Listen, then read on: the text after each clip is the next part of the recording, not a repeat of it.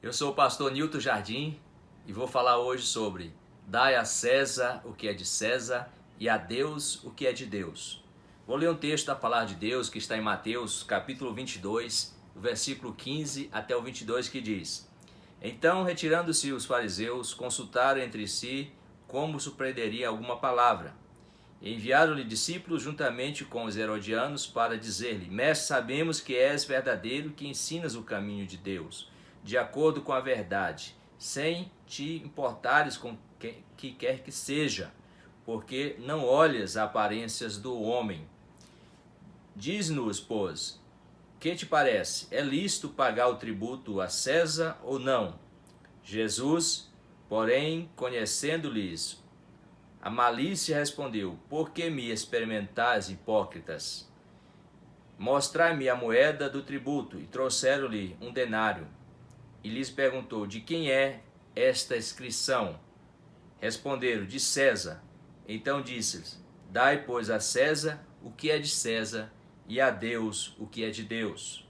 Ouvindo isso, se admiraram e deixaram e foram-se. A palavra de Deus aqui falando a questão a respeito do tributo. O povo de Israel tinha sido conquistado pelos romanos 67 a.C. A Palestina foi conquistada por Roma. E César Augusto reinava, né, que era o imperador. E César tinha ali o rei, que era o Herodes o Grande, que reinava em Israel. E o povo, ele vivia debaixo de um jugo muito grande a respeito de tributos. E o povo pagava altos tributos a Roma. E o imposto romano, para ter ideia, era 25% que os judeus pagavam aos romanos. Sem contar que tinha também o imposto dos 7 anos, que era 22%, e tinha também o imposto religioso, que era 13%. Somando tudo, dava 51,6% de imposto. Sem contar também que os romanos cobravam um quarto da colheita que o povo de Israel colhia, eles tomavam para si um quarto. E também eles cobravam o transporte de mercadoria, que o povo tinha que pagar o pedágio para transportar a mercadoria. Então o povo estava sendo subjugado ali pelos romanos. E isso aconteceu porque quando Cristo ali estava com aquela palavra ali que os judeus queriam testar Jesus, eles foram não com curiosidade de aprender, mas para querer testar Jesus.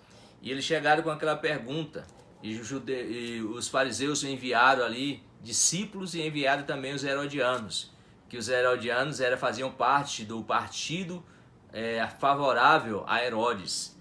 E esses herodianos também eram judeus, mas estavam do lado de Herodes. E eles chegaram a Jesus com aquela pergunta. E eles perguntaram: é lícito pagar o tributo a César ou não? Então, quando eles perguntaram isso, eles colocaram Jesus num dilema. E o que é um dilema? O dilema é uma situação que a pessoa fica sem saída. Porque se Jesus dissesse: pode pagar o tributo a César, então Jesus ali estava contristando o povo, porque o povo está sendo subjugado por Roma. E o povo estava cansado de sofrer na mão dos romanos e aquela alta cobrança de imposto, porque não era nem só a cobrança, mas também a extorsão, porque existia muitos publicanos que ali cobravam a mais para ficar com o restante para eles. Então o povo estava sofrendo, né, a respeito dessas cobranças de imposto. Então, se Jesus falasse: é lícito, pode pagar o imposto a Roma, ele estava contristando o povo, entristecendo o povo, e ali contra o povo e obviamente contra o que ele estava pregando. E se Jesus dissesse: não pode pagar o tributo a César, então Jesus estava ali sendo contrário à determinação do governador, né? Então estaria sendo rebelde, estava entrando em rebelião e exatamente seria preso naquele momento. Então ele estava no dilema, uma situação sem saída, uma situação adversa. Então o que Jesus fez? Jesus ali, ele estava naquela situação, então ele falou: traz-me uma moeda. E trouxeram uma moeda e Jesus perguntou: de quem é essa esfinge? De quem é essa inscrição? Responderam: é de César. Então ele disse: Dai, pois, a César o que é de César e a Deus o que é de Deus. E isso significa que nós temos que ter responsabilidades cívicas como cidadão, nós temos que cumprir a nossa atividade aqui aos governadores, aos prefeitos, àqueles que estão em eminência, mas também nós temos que dar aquilo que é de Deus. O que é de Deus nós devemos dar para Deus, mas aquilo que é do homem, aquilo que é que nós devemos fazer civicamente, nós também temos que fazer. Nós temos responsabilidade. Tem pessoas que dizem, mas eu odeio a política, etc. Mas não devemos odiar a política, porque nós somos pessoas e a política é algo que faz parte da nossa vida cívica. Como cidadão, nós temos que saber escolher bons políticos, pessoas boas para governar. Então, nós como cristãos não devemos nos omitir, mas nós devemos então participar com o nosso voto, escolhendo pessoas boas para assumir cargos. E depois que essas pessoas assumirem, eles vão trabalhar também em favor, em prol daqueles que são evangélicos em determinadas situações.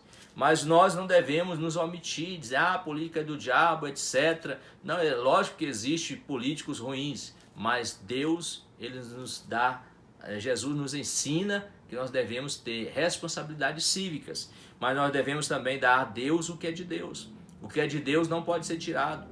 Então, nós como cidadão, como pessoas, como servos do Senhor, temos que dar aquilo que é de Deus. E o que é de Deus, pastor? Você poderia me perguntar. Ora, nós, na nossa vida, nosso ser, nosso coração é de Deus. Então nós temos que entregar a nossa vida ao Senhor, porque nós não vivemos mais para nós mesmos. A palavra de Deus diz que nós morremos quando nós servimos ao Senhor, morremos para esse mundo e nascemos nova criatura transformada, vivendo para o Senhor, colocando a nossa vida diante de Deus. Deus está no controle, Deus é o Senhor da nossa vida. Então Ele está agindo em nossa vida, Ele é o Deus Todo-Poderoso. Então Ele está na direção de tudo, do controle. Então nós devemos dar a Deus a nossa própria vida. Isso é de Deus. Então que Deus te abençoe, que Deus te guarde, que essa palavra tenha sido para edificação da sua vida e que você possa ouvir nessa palavra e também passar para várias outras pessoas, Passe essa palavra para outras pessoas. E você que não é inscrito aí no canal, se inscreva aí para que você receba todas as palavras. Então, ative ali o sininho, a notificação. E você, toda segunda-feira eu estou colocando uma palavra nova. Então, que Deus te abençoe e te guarde, em o nome do Senhor Jesus.